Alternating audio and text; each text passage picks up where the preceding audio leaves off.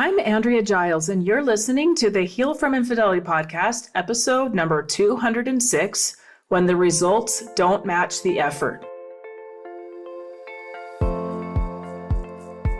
Hello, and welcome to the Heal from Infidelity podcast, where courageous women learn not only to heal from their spouse's betrayal, but to become the boldest, truest, most decisive, and confident versions of themselves ever.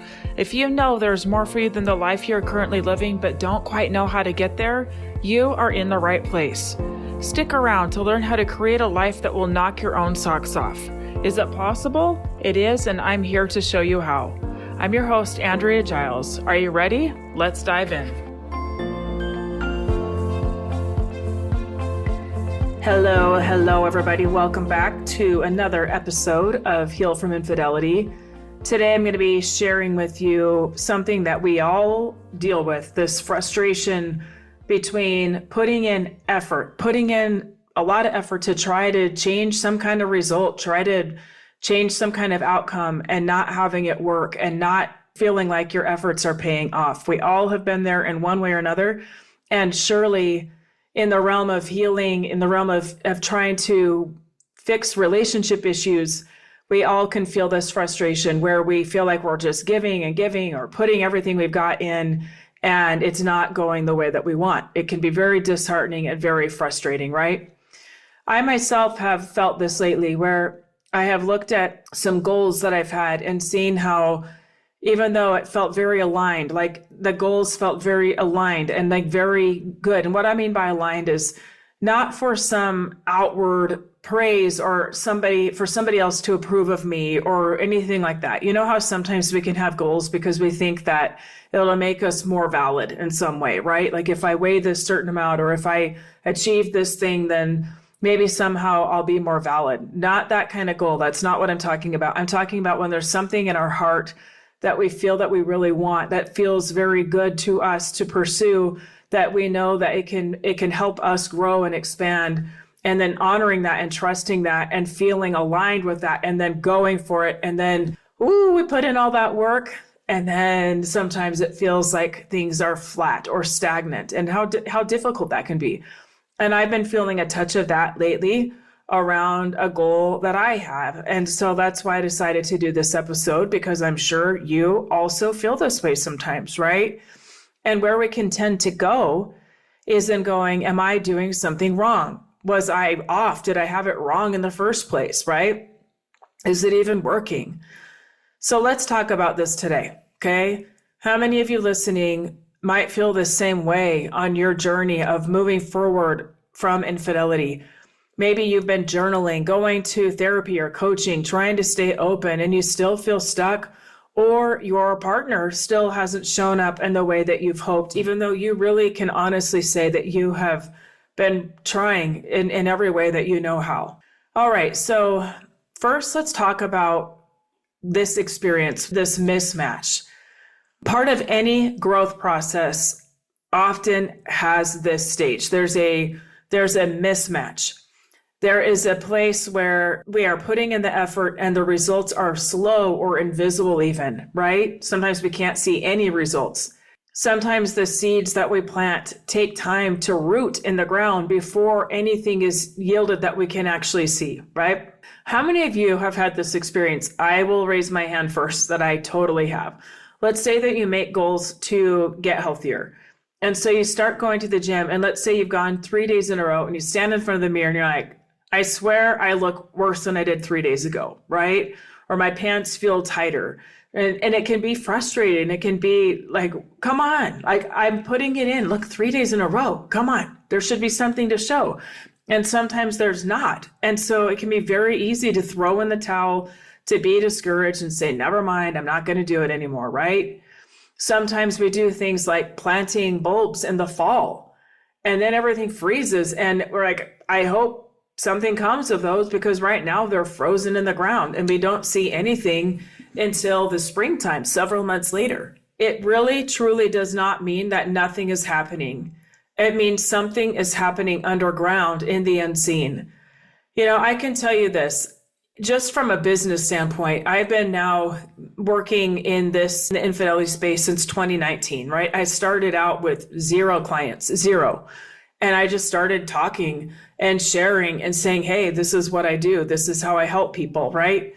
And then little by little, I had more and more people coming. And I can't tell you how many times I'll get discouraged or down and feel like, does it even matter? Is it making an impact? And I'll just have people show up that say, oh, I've been listening to your podcast for years, or my friend told me about you, or I got a sign from God that I needed to work with you. Like it was so loud and so clear, like that kind of thing.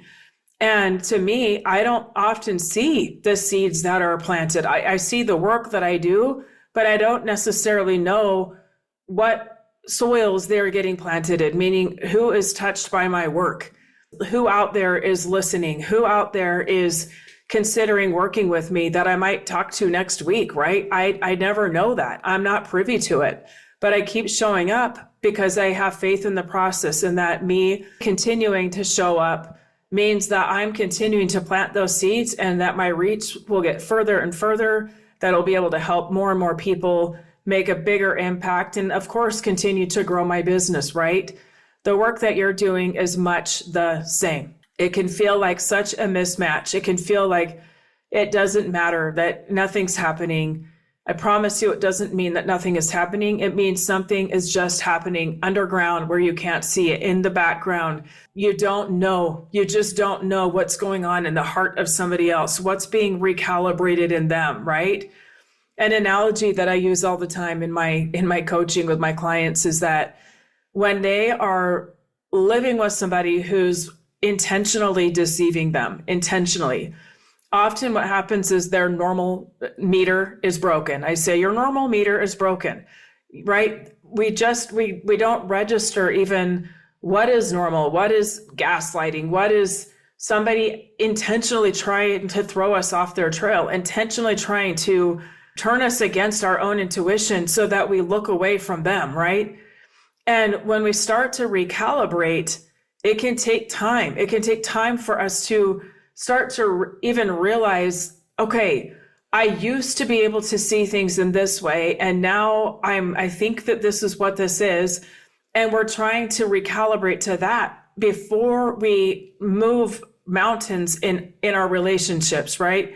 Often it's us first that we are trying to recalibrate, trying to get back into alignment, get our own intuition back online, right? Before we can really even register that somebody else is having changes within them, okay?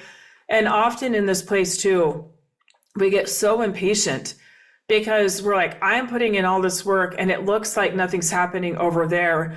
And what happens is that we can get hyper fixated. We can get hyper aware, watching every move of our partner, paying attention to every little thing, right? And ultimately what happens is that we are continuing to mess with that normal meter by continuing to play that cycle out.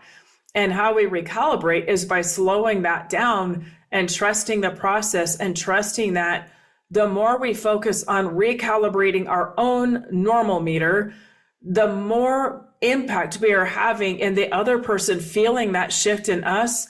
And we can just set it down and trust that their work is their work. And that the more we focus on our own health, that we are sending out those energetic waves that something's different within us. And hopefully they take those cues and decide to do something as well. But we don't have to be in control of that, right? We want to be, but we don't have to be. In fact, we can't be. We can't be, okay? What is the emotional toll here of feeling like it's off, feeling like the results don't match the effort? I know how I feel. It can feel confusing to me. Like, I swear this felt so right and so good and so like the thing to do, right? So why is it not going the way that I planned? We can have these aha moments, these moments of absolute clarity, these moments of peace, these moments that just feel so true, like we're never going to forget them. And how quickly we can get pulled out of that when something is different than what we expected, when our spouse says or does something that we don't like, when we have these clear moments and then confusion comes right on the tail end. And it's like, gosh, I'm putting in all this effort. When does it get easier, right? We might feel disappointed. We might question our worth. We might want to quit. We might, again, get really confused. Like, I swear that was something that felt so real to me, right? I'm going to talk all about what to do with this. It's really, really, really important. Hang in, stay with me through the end of this episode, okay? After betrayal, you might think, I have already forgiven. I've tried to rebuild trust, but I still feel anxious all the time. Did I do something wrong? You might feel like you have missed a step. You might feel like there's something broken in you. And the problem with this is that often what we do is our own confusion or our own anxiety around where we are actually makes this whole cycle worse. It just speaks shame into it, saying that there's something wrong with us, that we're making it mean that our lack of the results that we want so quick, you can hear me snapping, so quick, we make it mean that we're failing, right? And we can just make this whole process so much more intense. For those of you who betrayed, you, I'm sure, feel this too. You may honestly feel like I am doing everything I can. I'm doing everything I can to mend this, to offer love, to offer support, to offer remorse and my regret, and trying to correct the regret that I feel with aligned action. And I don't see that it's working at all. I don't see that it's making things any better. In fact, they seem more angry at me daily, more resentful. What gives? What am I supposed to do? Do I throw in the towel and just say, forget it, it's not working? And to you, I want to say, remind yourself, what is the point of you doing this in the first place, right? Why are you doing it in the first place? It cannot be only because you want to save the relationship. That cannot be the only reason. I know at first it might feel like, if this doesn't save the relationship, what's the point? And please hear me when I say you have to have another point. You have to have another point, because what they do is for them to decide. And part of respecting their decision after the betrayal is not trying to control it for them, but you deciding how you want to show up, what integrity now looks like to you, what showing up in your most powerful self with your heart open, trying to mend what was broken means to you. And it can get very, very frustrating when you are putting in all that effort, when you are trying as hard as you can, when your heart is open, when you're being sincere, and by all intents and purposes, it looks like it's not being received. You'll have to go back to why you're doing it in the first place. You have to decide why you are doing what you're doing, why it actually is who you want to be and how you want to show up, and continue on regardless of what you're seeing on the other side. My hope for you is that the other person is likely watching to see, are they only doing this for, a week or two, a month or two, and then is it just going to go back to normal? Or is this actually the new them? They're wanting to know, like, when I'm not giving the accolades, when I'm not constantly asking for them to share their phone with me, are they still going to be transparent? If I'm not checking in with them, are they still going to tell me what they've been up to, what they've been looking at, who they've been seeing? Are they still going to be open with me, even if I'm not constantly hounding them for it, right? Keep at it. Remember that you're doing this because it's who you want to be, with the hope that it helps to heal the relationship. But the person that needs healing the most is you. Your own integrity here needs to be restored within you. And regardless if this particular relationship can be rescued or not, we don't know yet, right? But either way, you get to leave knowing that you showed up in a way that you can now respect. And that is so valuable and so important, right? Okay. Now, I want to talk about the truth about this place, like the reality of this space, this in between that feels like a mismatch. Like, come on, the results are not matching up here. The mismatch does not mean failure. It just means you're in a lag phase. That's all it means. Okay. How many of you, I'm sure all of you listening, know the concept of compound growth? Small efforts add up invisibly until they suddenly break through. Small efforts add up, often invisibly, until they break through. Okay. we often do not see them. We often do not know the impact of the small things that we do until suddenly we have some big result that we're like, whoa, that was coming the whole time and I didn't even know. And we can get so discouraged in the meantime and anxious and worried about when are we going to see these results? And the more you can focus on what you want to do and why and set down the results, the faster you're actually going to have the result. Okay. I want you to remember that the delay in results is often where the most important identity shifts happen. Why? Oh, this piece is so valuable. You know why? Because you are showing up because it's what you want to do. It's who you want to be, and not because you are getting this external validation hit. It's real easy to keep going when we see the numbers dropping on the scale, when we are seeing the accolades, when we're seeing somebody else responding in the way that we want them to. You know what's hard? It's really hard to keep showing up when you're not getting those things and growing your own self-trust in yourself that you will show up anyway because it's what feels right to you. It's what feels true to you. It's what feels good to you. It's what in your quiet moments when you're just still with yourself, it felt like the thing. It felt like this is the thing that I need to practice and go all in on. And I'm going to trust that that thing that I felt is true today, even if it feels a little bit hard because I'm not seeing the payoff yet. I want you to remember that there's something in my world that I'm in this too. That's what inspired this episode today. There's something that just can feel really frustrating of the clarity that I've had around it, the peace that I've had around it.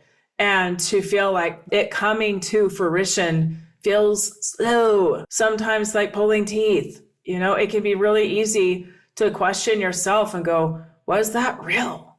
When I had that stroke of genius or that inspiration or whatever you call it, was that real? Here's the thing though. First, you have to believe in the reality of what you have felt in those moments, what you believe to be the right course of action based on what is right for you, your own integrity, who you want to be, who you respect, right? And we have to remember that sometimes we have to get out of the way of what we think the timeline should be. And that is so frustrating, right? We want the timeline. We want to know exactly on this day, I'd like to never remember that this very painful thing happened, or I want to stop doing this, or I want to know for sure that I'm staying in my relationship, or I want to X, Y, and Z. We could go on and on and on, right? And often we have a timeline. And in some contexts, there's areas that I push timelines on. Sometimes for some of my clients, I say, okay, let's give ourselves a date in which we are going to reassess this thing and make a decision. Sometimes that can help our brain settle down to know that we're going to revisit something later on, okay? In this regard, sometimes when we get so hung up on the timeline, it can get in our way. And if we had a timeline, I want you to remember a thought around, I thought it was going to be this day. Apparently I was wrong, but that doesn't mean that I'm never meant to have those things. It means that there might be some things that I need to reassess. It may be that there's some information I'm missing. Okay, so I'm gonna spend the next few minutes talking about what you can do when you're in this space, okay? First of all, I want you to look at how you are defining success, and is there a way to redefine success? Even if you had a specific goal in your mind of what success looked like, is there some other micro success that you can say, yeah, I am this far along and I used to be here and I'm not quite here, but I'm further along than I was, right? Am I responding in a calmer manner? Am I pursuing more honest conversations? Am I speaking to myself in a more kind, compassionate way? Okay, this is really, really important. What can I say that I am doing? And if you do this, you will find answers to it. They are there. Those micro shifts of success are there, even if it's not quite where you want to be. Okay, it will help make a shift in your mind if you can praise yourself for the success that you have had, even if it's not as far as you want to be yet. Okay. Next, detach from the outcome. I know this is so much harder than we think. Okay. Focus on showing up consistently, not the immediate payoff. Yes, we want to focus on the end game. We do want to look at that, But remember that often this is a long game we're playing, not a short game. And the more that you can focus on showing up consistently, just this is what I'm doing now, and I'm trusting in the payoff over time, and I'm just going to keep going without needing to know exactly when. Kind of set that down. Be certain that you will arrive. Be certain that you will get there. And I want to say this too. Sometimes we shift lanes. Sometimes we move in different directions. Sometimes this looks like, I thought that the result that I wanted was this. I started pursuing that. And as I continued to pursue that, I realized that what I actually want is something different than what I thought I wanted, but I wouldn't have known until I started pursuing this first path in the first place, okay? I'll give you an example from my own life. Many of you know that I for years knew that I wanted to work with people. I thought that I was going to be a therapist. So I went back to school with the intention of becoming a therapist. I was taking classes, going to school, and what happened? I was introduced to coaching. And it was so much more effective and powerful and quick for me than any of the therapy that I personally had done or anything that I was learning about, that I finished that semester up and I completely shifted gears. I thought that I was pursuing the goals in the way that was, I knew I had a timeline. I knew when I would be done with school, right? It was very planned. And instead, I took a leap of faith and I shifted gears entirely and I jumped into life coaching. And here I am years later, right? Sometimes by taking action, by deciding you are going to start working towards something, that is enough to send out to the world, the universe, God, whatever you believe in, this sign. Like, I mean it. I mean it so much that I'm willing to pursue this thing, to put skin in the game, to get uncomfortable. And then oftentimes what happens is something else is revealed to us. We get new information, we get new data points, something different to look at. And sometimes we do change our mind and we think the thing that I thought I wanted is not actually what I wanted. I'm going to go in a different direction. Okay. Just trust the process. Just trust it, right? Keep going. Okay. Next, allow the disappointment, allow the grief. It can feel very disappointing. It can feel disheartening. It can be very easy to try to make yourself wrong, that you got it wrong. What if you didn't get it wrong? What if you were right? What if your timeline is not quite what you think it is? What if there's something that you just need to tweak in your approach? What if rather than making yourself wrong, there's maybe another way to go about it that you just don't know yet? But maybe this frustration is actually like a little knock at the door going, hey, have you thought about trying it this way? Have you reached out to anybody and asked for help with this? Have you put it in front of somebody else and said, hey, what am I missing here? Right? What about that? Please don't make yourself wrong. Please don't make yourself wrong. Expand yourself, open yourself up to what's going right. And then you can ask, what maybe could I tweak? What maybe could I do differently? Or maybe I know what I need to do and I just need to keep doing it. Maybe I need to do nothing.